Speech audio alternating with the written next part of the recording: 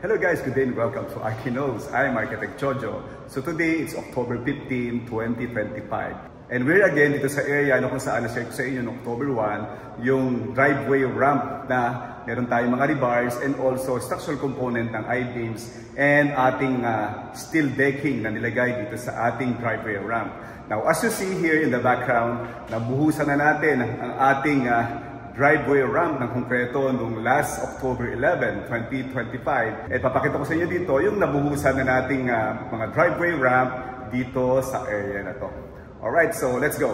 Alright guys, so ito yung ating driveway ramp na nabuhusan na natin. So last time, October 1, 2025, pinakita ko sa inyo yung mga rebars and structural component nitong ating driveway ramp. So kita natin ngayon, nabuhusan na natin itong ating driveway ramp ng konkreto.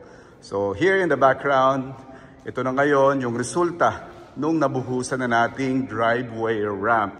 So here, ito yung concreted na sahig ng ating driveway ramp. So going up, so dito sa part na to, meron tayong transition or inclination bago tayo sumampa doon sa area na yon, para hindi sumabit yung pinakailalim ng ating sasakyan. Dapat meron siyang transition papunta dito sa pinaka-level area.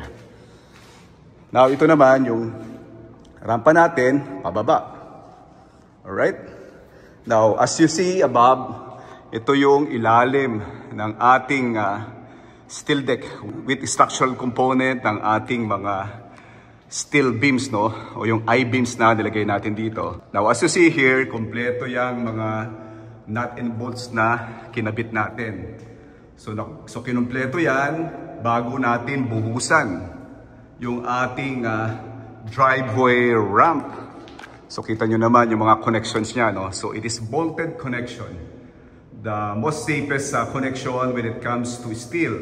Dahil during earthquake, hindi siya mapupunit or makakalas doon sa pagkakadugtong niya or sa pagkakakonect niya.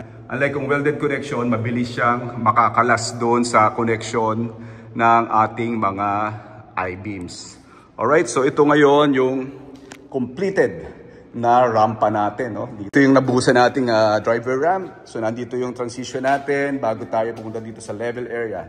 So punta tayo dun sa baba. Tingnan naman natin yung area na or yung other floor na nabuhusan na natin dito sa ating driveway ramp.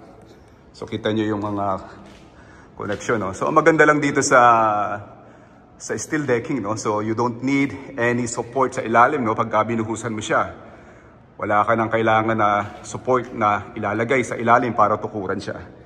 Dahil matibay na yan. Yan talaga yung pagkakadesenyo ng steel decking na pwede na siyang buhusan without the support dito sa ilalim. Now, ito yung transition natin, no?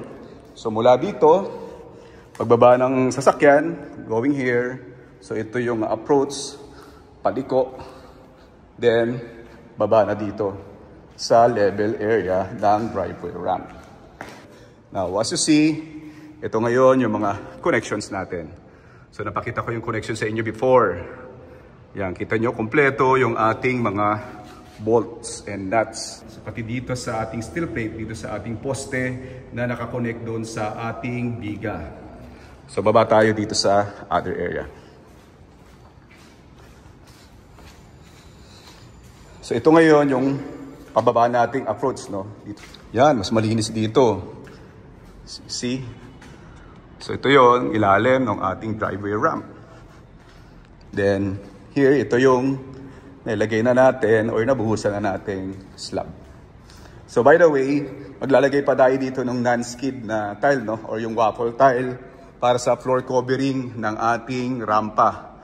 So that will be another floor covering dito para mas maganda yung kapit ng ating gulong habang umaakyat tayo dito sa ating driveway ramp. Alright guys, so in my background, ito yung nabuhusan na nating driveway ramp. So ang design concrete strength ng ating driveway ramp is 4,000 PSI. And later on, lalagyan natin ito ng non-skid tile or yung waffle tile para sa floor covering ng ating driveway ramp para makapit yung ating gulong sa pag-akyat ng ating driveway ramp.